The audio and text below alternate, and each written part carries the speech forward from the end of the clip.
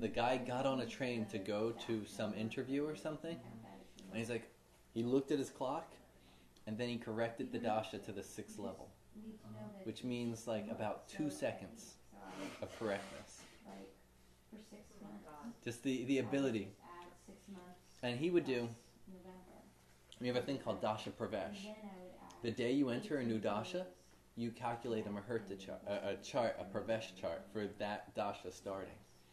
Now for something like Narayana dasha, you always start on your birthday. So it's pretty simple, to calculate. You know what day you're born. For the Vimshotri, you need to be 2 minutes accuracy to do a proper pravesh chart. To have it down to that 2-hour time period. To be accurate, an accurate lagna. And he would do that. And not only would he do that, but he would use Vimshotri of that pravesh chart, which means you have to be correct to 1/60th of a second. This is Sanjay's grandfather. It's stories like that where Visti and I are just like, just the ability for that precision. And no calculators, no computers was he using. He was able to understand these cycles in his head. Right. You know what I mean? And know that if this happened, then this cycle, where in those cycles that person has to be in order for that result to have occurred. And to be able to do the mathematical calculation and bam, like the time is this in this many seconds. Based on that. Just the mind. Where did he learn from?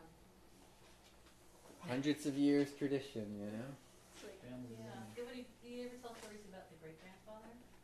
Not the great-grandfather. Because he didn't really know the great-grandfather. I thought maybe his grandfather would pass on stories like His grandfather was not a storyteller at all. Really? Oh my gosh. Yeah, a very dry, refined man. Interesting. Yeah, who the average person cowered in front of. He was little, he was a very overbearing, powerful personality. Oh, really? Sanjay's mother says that whenever he came over, she'd cover up, with the veil, and basically if he came into the room, she'd kind of hide, just the energy is just. I didn't see his chart. It burned with him when he burned, so we don't have his chart. We don't have his chart. Wow. Oh my god. Yeah. Yeah. Well, That makes sense, Up though. in smoke. Well, that's the traditional way. There are So. other ways. Or at least nobody could look at his chart and work it against him. Yeah, various reasons for burning with your. It's one of the rituals for removing. He was at the end of his life, he became a Shiva sannyas, and very intense tapasya, very very intense. So, just another one of those levels of renunciation of individual personalityhood. Yeah. Stories go on and on and on about him. Yeah. Okay, so we all have at least our antardashas calculated, right? Almost. But you got how it's doing.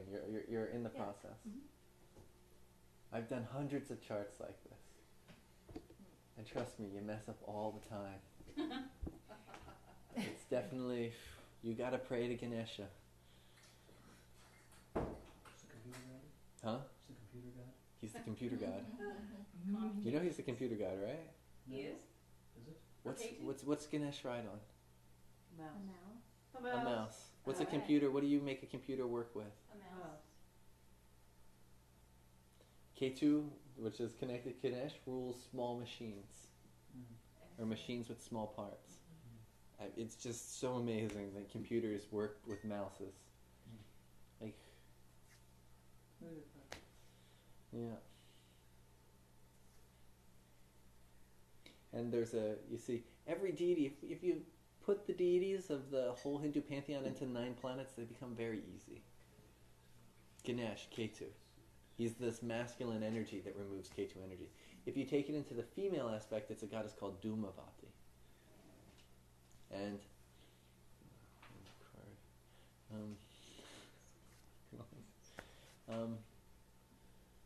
I always used to, because I was having computer problems one year in Bhubaneshwar, and I always used to say to Guruji, there has to be some god for computers. And he said, oh, Dhumavati.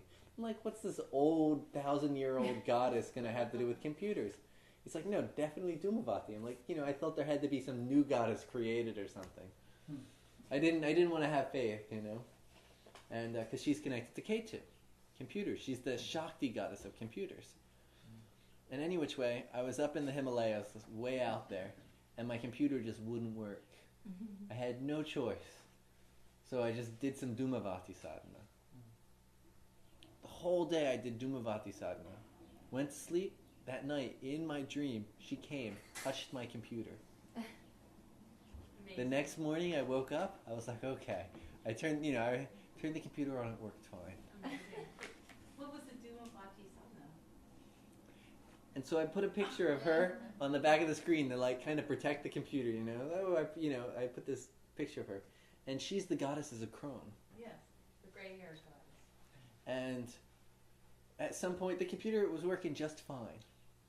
So maybe a month or two later I changed the picture. As soon as I changed the picture, the computer crashed. Lost everything. It was IBM, it was under warranty, sent it in. They said the motherboard has burned out. And they replaced the motherboard on the computer. I was just, motherboard. What's that? It's just too crazy. Okay.